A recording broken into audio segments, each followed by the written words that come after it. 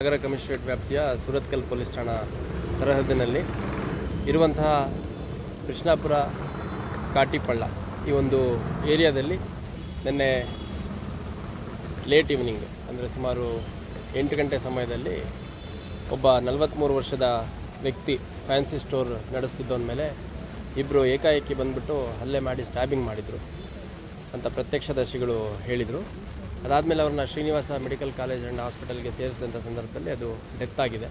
ನಂತರದಲ್ಲಿ AJ ಹಾಸ್ಪಿಟಲ್ಗೆ shift ಮಾಡಿ ಪೋಸ್ಟ್ ಮಾರ್ಟಮ್ ಮಾಡಿ ಇವತ್ತು ಅವ್ರದ್ದು ಅಂತಿಮ ಕ್ರಿಯೆಯನ್ನು ಮಾಡ್ತಾಯಿದ್ದಾರೆ. ಸೂರತ್ಕಲ್ಲಲ್ಲಿ ಅವರ ಮನೆಗೆ ತೊಗೊಂಡು ಹೋದಂಥ ಸಂದರ್ಭದಲ್ಲಿ ಆರೋಪಿಗಳ ಬಂಧನ ಆಗೋವರೆಗೂ ನಾವು ಬಾಡಿಯನ್ನು ಬಿಡೋದಿಲ್ಲ ಅಂತ ಒಂದು ಪ್ರತಿಭಟನೆಯನ್ನು ಮಾಡಿದರು.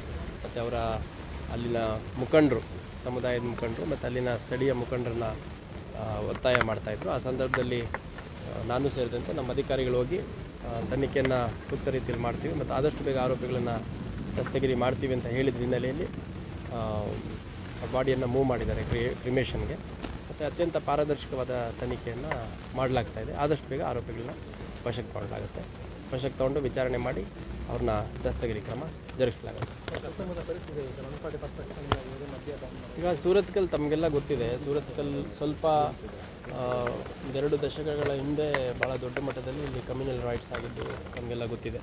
ಅದೇ ರೀತಿ ಇತ್ತೀಚಿನ ಕೆಲ ದಿನಗಳಲ್ಲಿ ನಡೆದಂತಹ ಕೆಲವು ಘಟನೆಗಳ ಹಿನ್ನೆಲೆಯಲ್ಲಿ ಸೂರತ್ಕಲ್ ಒಂದು ಸೂಕ್ಷ್ಮ ಪ್ರದೇಶ. ಅದರ ಹಿನ್ನೆಲೆಯಲ್ಲಿ ಈ ಘಟನೆ ನಡೆದಿರೋದರ ಹಿನ್ನೆಲೆಯಲ್ಲಿ ಯಾವುದೇ ಕಾರಣಕ್ಕೂ ಶಾಂತಿ ಸುವ್ಯವಸ್ಥೆ ಹಾಳಾಗಬಾರ್ದು, ಸಾರ್ವಜನಿಕರಿಗೆ ಮತ್ತು ಲಾ ಅಬೇಡಿಂಗ್ ಸಿಟಿಸನ್ಸ್ಗೆ ತೊಂದರೆ ಆಗಬಾರ್ದು ಅನ್ನೋ ಕಾರಣಕ್ಕೆ 144 ನಾವು ಜಾರಿ ಮಾಡಿದ್ದೀವಿ. ಸೂರತ್ಕಲ್ ಪೊಲೀಸ್ ಸ್ಟೇಷನ್ ಏನಿದೆ ಇದು ಕ್ಲೋಸ್ಲಿ ಸೂರತ್ಕಲ್ಲಿಗೆ ಬರುವಂಥವ್ರು, ಸೂರತ್ಕಲ್ಲಿಂದ ಓಡಾಡುವಂಥವ್ರು ಸುತ್ತಮುತ್ತಲ ಪೊಲೀಸ್ ಠಾಣೆಗಳಾದಂಥ ಕಾವೂರು, ಪಣಂಬೂರು ಮತ್ತು ಬಜ್ಪೆ ಪೊಲೀಸ್ ಸ್ಟೇಷನ್ ವ್ಯಾಪ್ತಿ ಜೊತೆ ಕೂಡ ಒಂದು ಒಡನಾಟ ಇಟ್ಕೊಂಡಿರೋದ್ರ ಹಿನ್ನೆಲೆಯಲ್ಲಿ ಮತ್ತು ಇದೆಲ್ಲ ಒಂದು ಕಂಟಿನ್ಯೂಯಸ್ ಒಂದೇ ರೀತಿಯ ಪ್ರದೇಶ. ಅದರ ಹಿನ್ನೆಲೆಯಲ್ಲಿ ಈ 4 ಪೊಲೀಸ್ ಠಾಣಾ ವ್ಯಾಪ್ತಿಯಲ್ಲಿ 144 CRPC ಅಡಿಯಲ್ಲಿ ನಿಷೇಧಾಜ್ಞೆಯನ್ನು ಜಾರಿ ಮಾಡಿದ್ದೀವಿ. ಈ ನಿಷೇಧಾಜ್ಞೆ ಏನಿದೆ ಇವತ್ತು ಕ್ರಿಸ್ಮಸ್ ಆಚರಣೆ ಇತ್ತು, ಅದಕ್ಕೆ ಅನ್ವಯ ಆಗಿರೋದಿಲ್ಲ. ಮತ್ತು ಪೂರ್ವ ನಿಗದಿತ ಧಾರ್ಮಿಕ ಮತ್ತು ಮದುವೆ ಕಾರ್ಯಕ್ರಮಗಳು ಕೆಲವಿತ್ತು, ಅವನ್ನೆಲ್ಲ ಪರ್ಮಿಷನ್ ಅವರಿಗೆ ಕೊಡಲಾಗಿದೆ.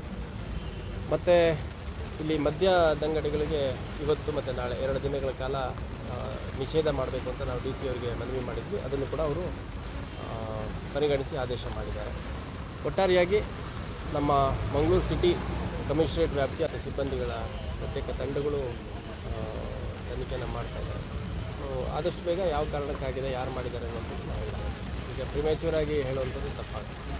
ಮತ್ತು ಹಿಂದೆ ಕೆಲವು ಫೈನಾನ್ಷಿಯಲ್ ಮ್ಯಾಟ್ರು ಮತ್ತು ಯಾವ ವೃತ್ತಿ ವಿಚಾರ ಅಂತ ಇದೆಲ್ಲ ಬರ್ತಾ ಇರ್ತದೆ, ಆ ರೀತಿ ಉಂಟ ಹೇಗೆ ನೋಡಿ. ಈಗ ನಮಗೆ ರೆಪ್ರೆಸೆಂಟ್ ಮಾಡುವಂಥವ್ರು ಮತ್ತು ಇವನ್ ತಾವುಗಳೇ ಕೇಳ್ತೀರಾ, ಬೇರೆ ಬೇರೆ ಆಯಾಮಗಳಲ್ಲಿ ಊಹಾಪೋಹಗಳಿದೆ ಮತ್ತು ರ್ಯೂಮರ್ಸ್ ಇದೆ ಅಂತಂದು.